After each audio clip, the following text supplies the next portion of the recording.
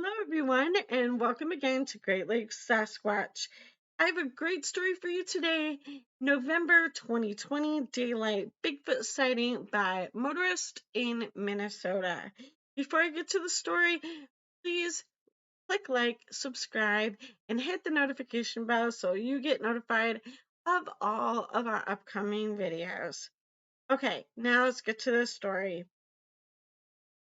Today's sighting took place in November of 2020 in St. Louis County, Minnesota, near the town of Ellie, near Highway 1 and 169. During the time of the sighting, it was about 11:15 a.m. and clear, but it had been pouring down rain that morning. There was very dense forest on both sides of the highway, close to BWCA and Superior National Forest. This is what the witness had to say. Westbound Highway 169, eighth of a mile or so past Twin Lakes Road sign on the left side of the road. It was 6 to 6.5 feet tall, walking on two legs, crossing a smaller road off to the left, walking parallel to me while I was driving. It crossed the road ditch to ditch with 3 steps. I had 3 to 4 seconds of clear view. I saw very clearly the creature's back and the right side of its body. I saw gray to brown long hair, kind of like the coloring of a gray squirrel. The hair was wire-like. It was about 2 truck lengths from my van. I laughed and told my husband and my kids, I think I just saw Bigfoot.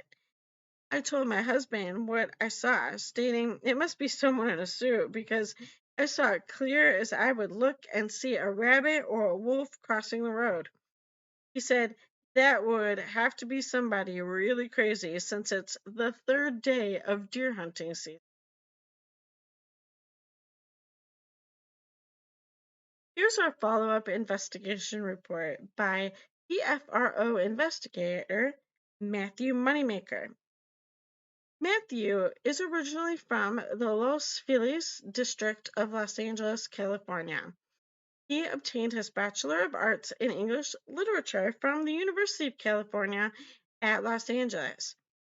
He is the founder of the Bigfoot Field Researchers Organization back in 1995. He was the writer and co-producer of the Discovery Channel documentary Sasquatch, Legend Meets Science back in 2001. He was also the co-producer of the TV series Mysterious Encounters for the Outdoor Life Network back in 2002. He was also the producer of the 2003 International Bigfoot Symposium DVD set back in 2004. He was the co-host of Finding Bigfoot on Animal Planet Channel from 2010 to 2017, and he is the current director of the BFRO. Here's what Matthew had to say after speaking with the witness.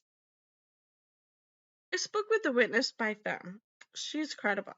She works as a home health care nurse in a nearby county. She was driving from Ellie to visit relatives that morning. Her husband and 3 children were in the car but were not looking at the road. She saw the Sasquatch, then mentioned it to them right after passing it. Her husband urged her to turn the car around, but she resisted and kept driving. Although skies were clear at the time of the sighting, earlier in the day there had been a heavy torrential downpour that lasted a while. She said the figure didn't seem to stand much taller than her husband, who is 6 feet tall. It was walking parallel to the highway in the same direction she was driving, which was westbound.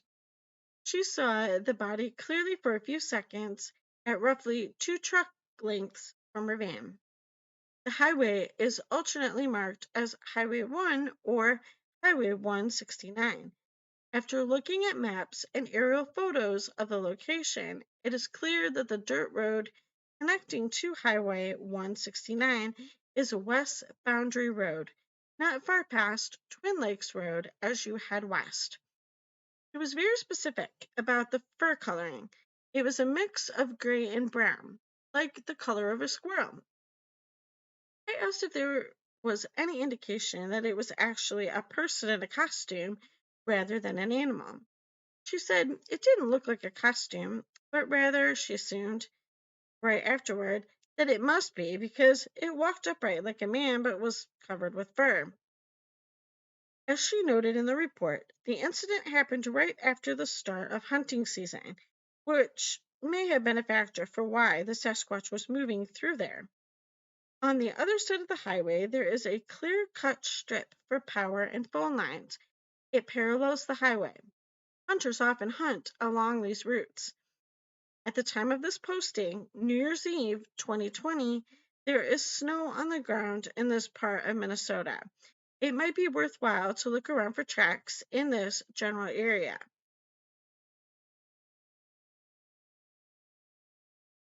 Thanks again for joining me for Squatch Tales here on Great Lakes Sasquatch. If you enjoy this video, don't forget to give us a like and a share and hit the notification bell.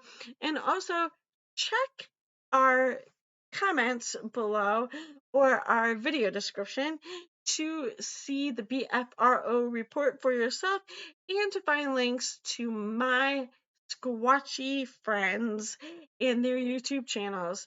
Have a great day, and I will talk to you later. Bye.